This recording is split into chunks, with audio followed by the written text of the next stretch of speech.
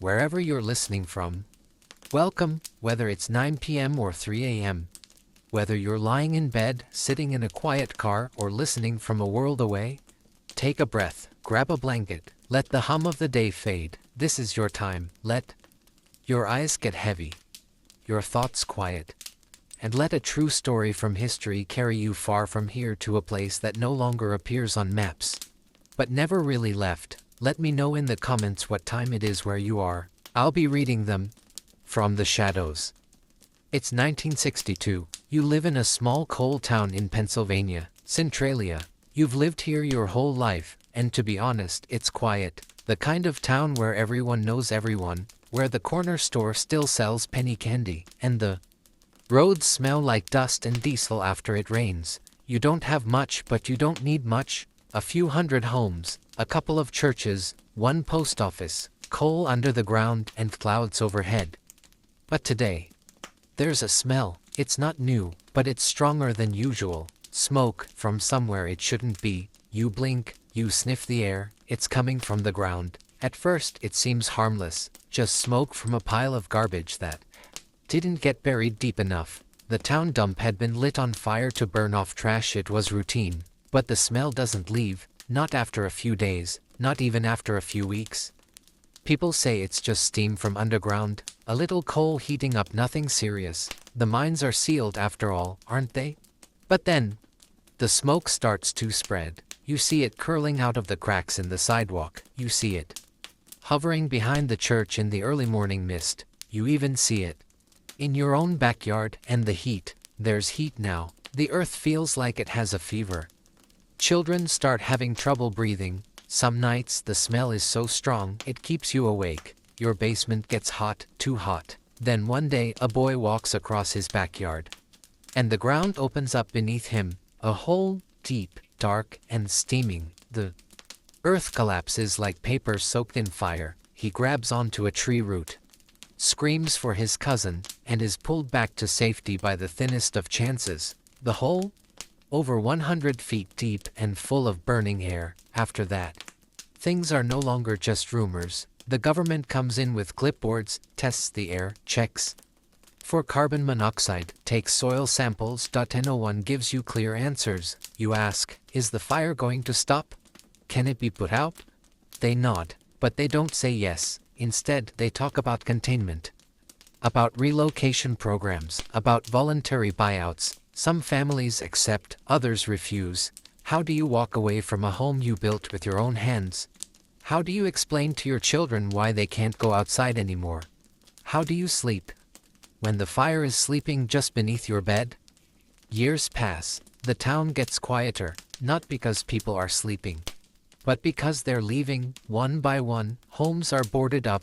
The church bell doesn't ring anymore. The school closes, the sidewalks crack, the post office shutters its windows, and still the smoke rises. It's not angry, it doesn't roar, it just exists, like a secret that doesn't care if it's told. By the early 1980s, most of your neighbors are gone.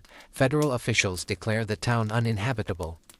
Buyout offers increase. The streets are no longer plowed. Mail no longer arrives. Still, a few residents remain, holding on to land, to pride, to memory. The fire continues, inch by inch, under homes that are no longer homes, under bedrooms with no dreams, under sidewalks that lead nowhere. Today, the town is nearly empty. Just a few homes remain. The rest is forest and fire. The government removed the zip code. The highway was rerouted. The name still exists, but only on signs old enough to be ignored. Still, if you go there, you might find smoke still curling from the ground, like a whisper that refuses to be silenced, and beneath your feet, you'll feel it, the heat, still alive, still waiting. That was the first part of our story about Centralia, Pennsylvania, a town that still burns. If you're still awake, thank you for letting this story walk you into the dark. If you're already asleep, that's okay too. The past can keep watch for a little while longer. The thing about coal is that it doesn't burn with a roar. It smolders, it waits, and beneath the surface of Centralia, it had been waiting for a long, long time. No one knew exactly when the fire started. Some say it was Memorial Day weekend in 1962, some say it was burning earlier. Under the surface. In tunnels no one remembered anymore. What they do know is that it started small. A spark in the town landfill. A routine trash fire meant to clean up before the holiday parade. The fire was doused. The site was bulldozed. The smell lingered. But no one thought twice until it didn't go away. Weeks passed. You begin to notice the smell on your way to school. It clings to your clothes. The air feels warmer than it should, even in the shade. Then one morning you pass the old cemetery, and you see it, a thin ribbon of smoke, curling from a crack. Between two stones, it's quiet, no flame, no panic, just wrong. The town council meets. They say there's been a small fire underground, nothing major. They bring in experts.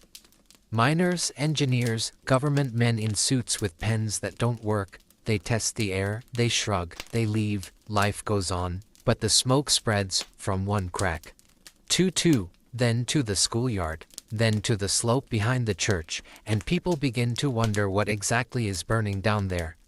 The answer is terrifying: coal. Not just a pile, not just a vein, but miles of old coal mines, abandoned, forgotten, left behind from a time when Centralia thrived on mining. The tunnels were dry, the coal was exposed, and one slit. It didn't stop. The fire had found fuel. You're told there's nothing to worry about. The fire is being contained, but you start to notice things. Your dog refuses to walk across the back corner of the yard. Metal fence posts feel hot in the early morning.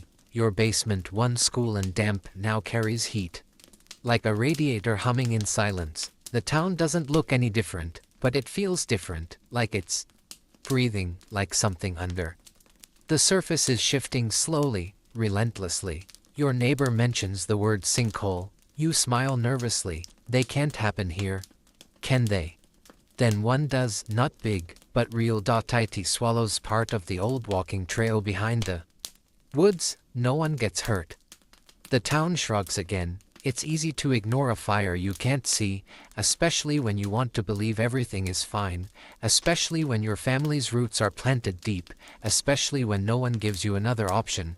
But the thing under Centralia isn't going away. It spreads like a secret, like guilt, like a promise broken in the dark. And as the months pass, you start to hear it, a faint hum when you press your ear to the basement wall, the sound of something shifting, whispering beneath your home. Then something changes. One day, a man from Harrisburg visits. He's not wearing a suit, he's wearing boots. He walks your street with a device you don't recognize. It makes clicking noises. He doesn't smile much. He talks to your father quietly. Later, at dinner, your dad doesn't say much.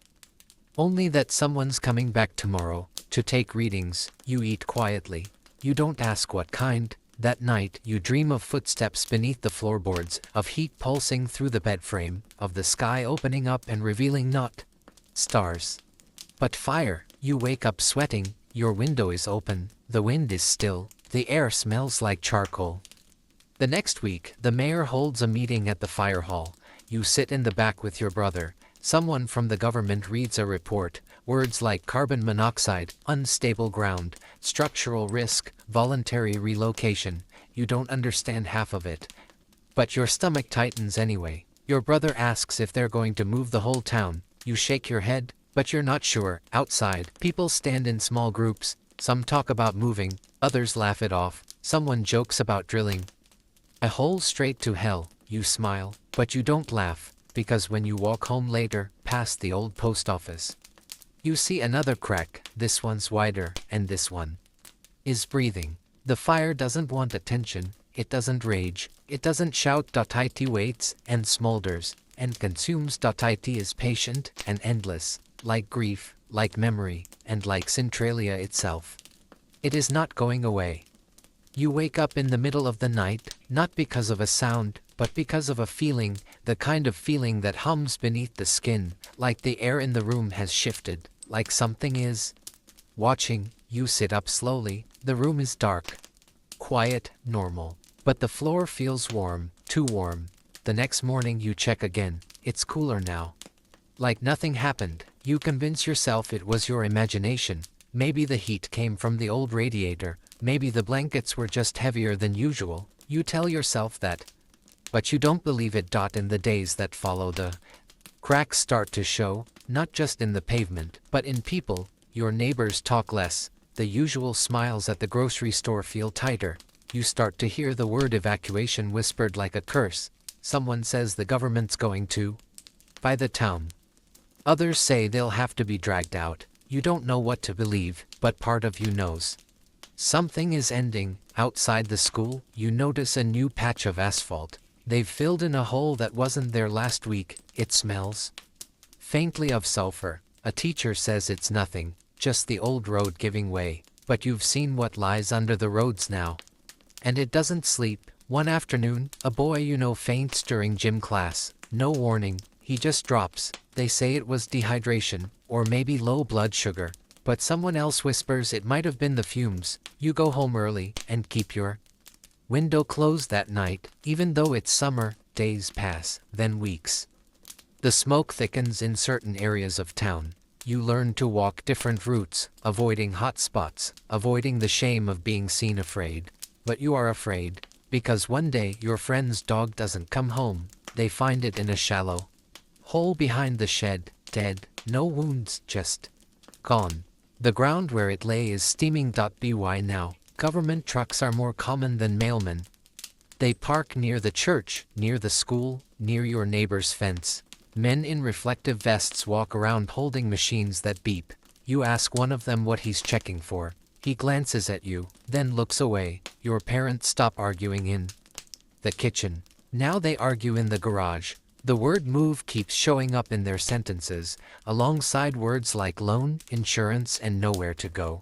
You sit on the stairs and listen, pretending you don't hear every word. You wonder, what does it mean to leave a town that's still standing? To leave a house that hasn't burned down, but is burning just underneath? Then comes the meeting. This one isn't optional. Everyone is told to attend. You sit on a hard folding chair beside your mother. The mayor speaks, then someone from the EPA, then a geologist. They show a map, red zones, yellow zones, one little green area. You live in the yellow. Your school is in the red. They say the fire has spread faster than expected. They say gas levels are rising. They say the ground is unstable. But all you hear is, it's not safe. People begin murmuring. Someone shouts from the back. Another stands and says, we've lived here our whole lives. Then another and another. Some cry, some curse, some just sit in silence. The decision isn't made that night, but something shifts. The town feels heavier, like it's already morning itself. That weekend, your parents drive out past the county line. They say they're just looking. You stay with your aunt. That night, you dream of walking down Locust Avenue. The town is silent. The homes are dark. Smoke curls from the ground like fog, and in the distance, the earth cracks open with a hiss. You wake with your heart pounding, but the room is still and warm. When your parents return, they don't say anything. Not right away, but you see the newspaper on the counter. A headline circled in red ink. Voluntary relocation program expands to Centralia residents underneath it. A phone number. You don't ask, they don't explain. But that night your mom starts packing winter clothes in 2 boxes. Even though it's only August, you walk through town with new eyes. Like everything is temporary now, like it's already gone. You notice how the cracks in the sidewalk form veins, how the smoke feels thicker near the creek, how some houses already have shutters nailed shut. You wonder, how do you say goodbye to a place that's still here? How do you explain that your house is fine, but not livable? How do you mourn a home that still has light bulbs in the sockets? You ask your father if they're really going to leave. He pauses, then nods. We're not the first, he says, and we won't be the last. You ask him if the fire will ever stop. He doesn't answer, not because he doesn't know, but because he does. The next day, you pass the old playground. The swings are still, but the air around them is hazy, not from heat, from smoke. You stand there for a moment, trying to remember what it used to smell like, before the ground betrayed you, before the fire decided to stay, before the silence started growing.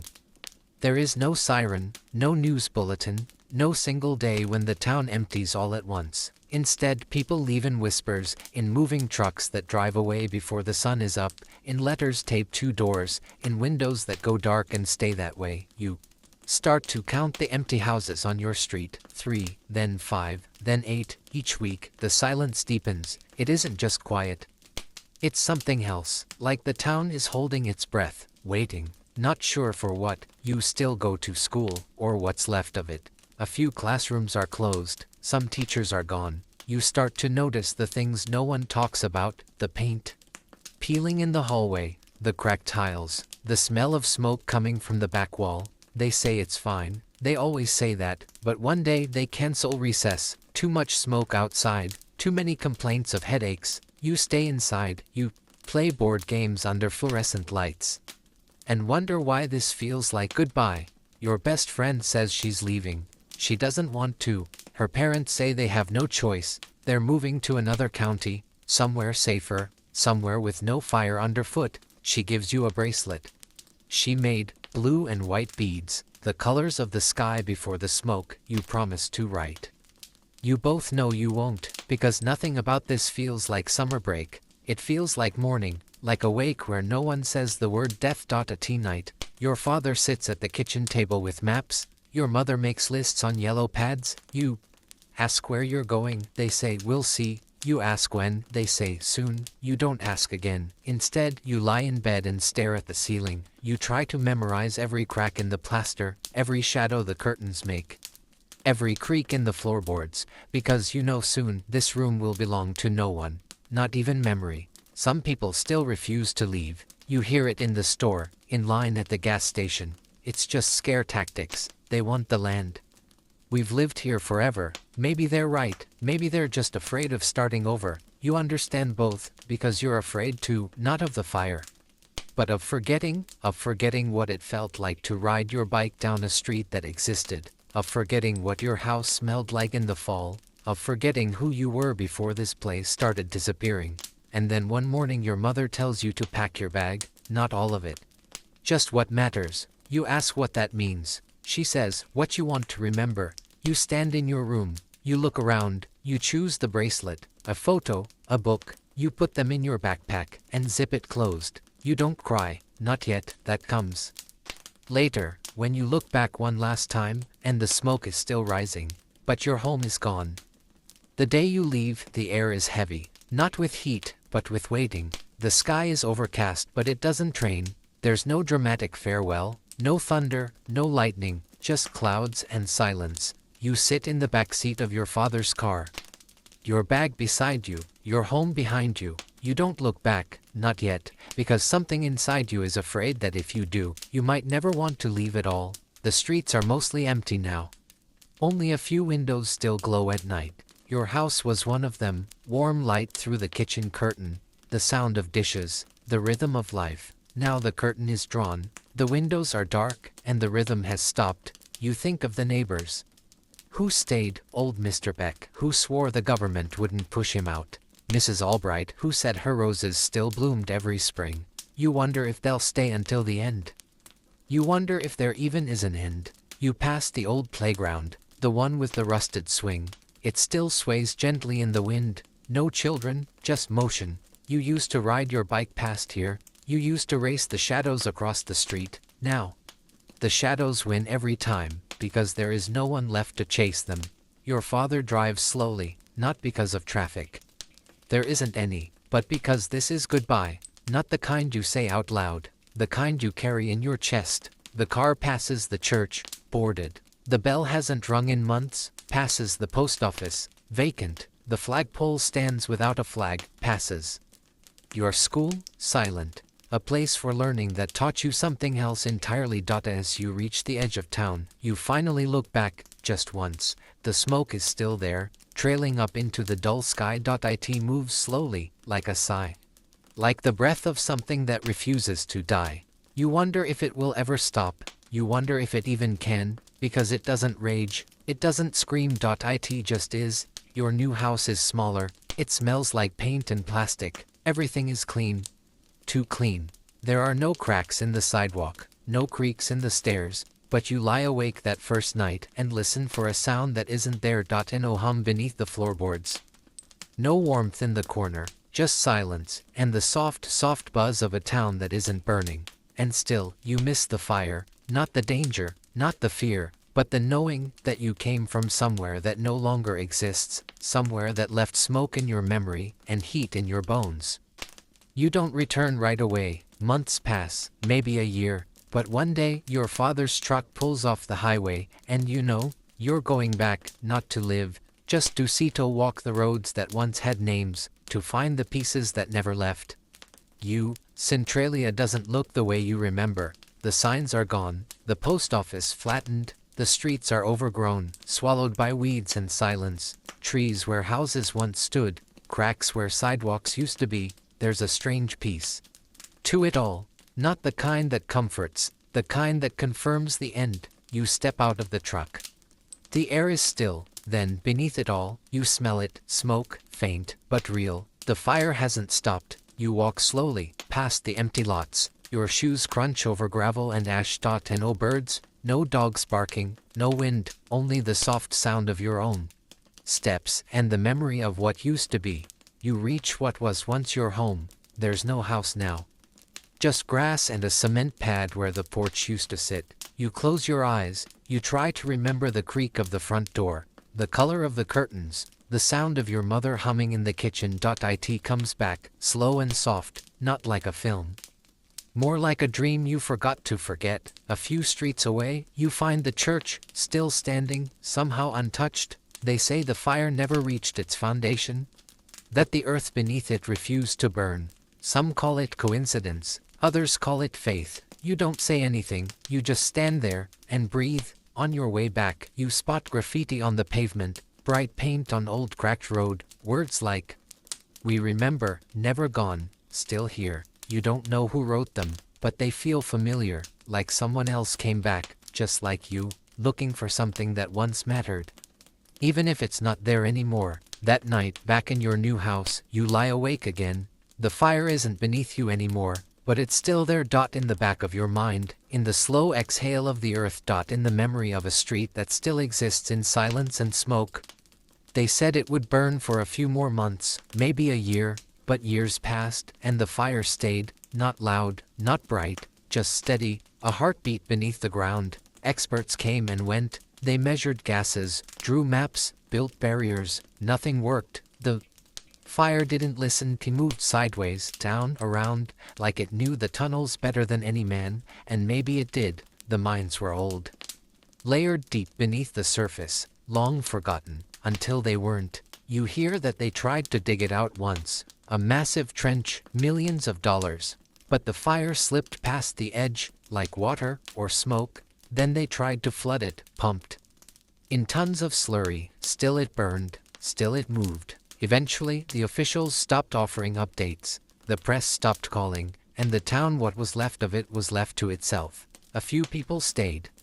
Legally or not, they refused to sign, refused to leave. They called themselves survivors, and maybe they were, but survivors of what? A fire? A system? A silence too deep to speak through? You see pictures sometimes online, on the news, cracks still breathe smoke. Graffiti covers what used to be roads, some of it angry, some of it sad, some of it hopeful. You wonder who writes it, and why. You think of the fire now like a memory that doesn't fade, not a tragedy, not a lesson, just something that happened, something that is still happening, right now, beneath the hills. Beneath the soil, a slow burn, a quiet truth, that some damage never stops. It just learns to stay hidden, and some towns, like some stories, refuse to go dark. History doesn't always make room for places like Centralia. There are no monuments, no museum, no preserved main street with plaques and guided tours, just a few lines in an old report, a paragraph in a textbook, a footnote. But some stories linger, not because they are remembered, but because they refuse to be forgotten. The government called it a relocation, a protective measure, a necessary action. But to those who lived there, it was erasure. The homes were bought, then boarded, then bulldozed. Names were crossed off maps. The zip code was deleted, and the rest of the world moved on. But Centralia didn't vanish, not really. It lives in faded photos tucked in drawers, in stories told quietly at dinner tables, in the smell of smoke that never leaves the fabric of old jackets. It lives in the people who refuse to leave, and in the children who still dream of streets that no longer exist. You find yourself wondering, how does a place disappear without dying? How does memory hold shape without a frame? You visit a library once and search the archives. There's a folder marked Centralia. Inside, 3 newspaper clippings, 1 map, a memo stamped closed. That's it, that's what it became. To them, but not to you. To you, it's still a living place, still breathing, even if through smoke, still whispering, even if only in dreams, a reminder that not all stories end. Some just go quiet, and in the silence they burn brighter, like coal, like memory, like Centralia. History doesn't always make room for places like Centralia. There are no monuments, no museum, no preserved main street with plaques and guided tours, just a few lines in an old report, a paragraph in a textbook, a footnote. But some stories linger, not because they are remembered, but because they refuse to be forgotten.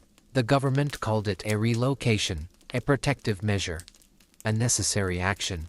But to those who lived there, it was erasure. The homes were bought, then boarded, then bulldozed, names were crossed off maps, the zip code was deleted, and the rest of the world moved on. But Centralia didn't vanish, not really. It lives in faded photos tucked in drawers, in stories told quietly at dinner tables, in the smell of smoke that never leaves the fabric of old jackets. It lives in the people who refuse to leave, and in the children who still dream of streets that no longer exist. You find yourself wondering, how does a place disappear without dying?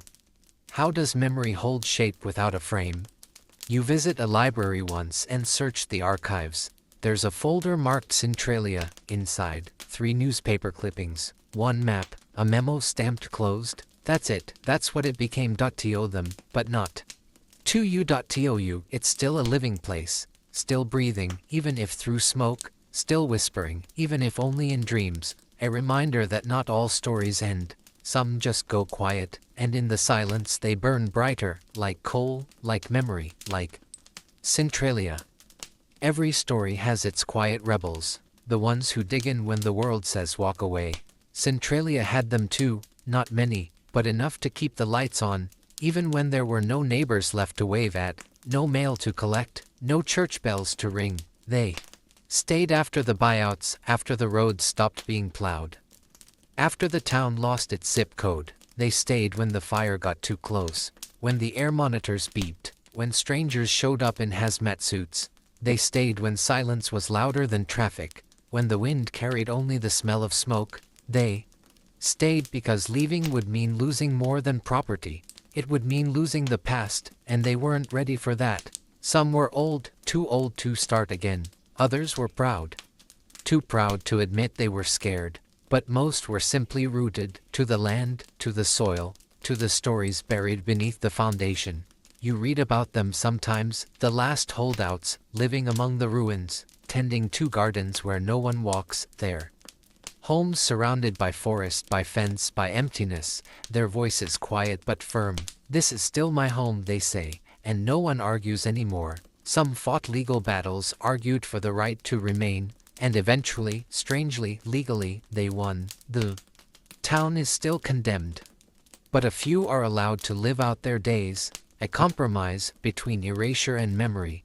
You think of them sometimes at night, when the world is still. You imagine a single porch light cutting through the fog, a figure in a window watching nothing move, not because they're waiting, but because they're remembering, because this was once a town, and they were once not alone. And maybe, just maybe, that light says, I'm still here, and so is the story. Years pass, the headlines fade, the town disappears from maps, from guidebooks, from memory, but not from you, because there are stories you don't tell, that still shape your silence, and places you don't visit, that still live inside you. You grow older, move farther away. Sometimes you mention it in passing. I used to live in a town that burned. They ask if you mean wildfires. California maybe. You shake your head. No. It wasn't like that. you try to explain, but it never sounds real. How can you describe a place that vanished under its own feet? A place that still burns long after its people have gone. Sometimes you dream of it, the streets, the smoke, the silence, but in the dream it isn't sad. It isn't even gone. It just is. As if time folded around it and left it suspended in some space between memory and myth. You read once that the fire might burn another 100 years, or 200, that there is no stopping it. You close the article and stare at the floor, not in fear, but in awe, that something could last that long, not with glory, not with noise, but with quiet, with persistence, with heat that no longer demands attention, but simply insists on existing. One day, you return, not for closure, not for answers, just to stand where you once belonged. The roads are even more broken.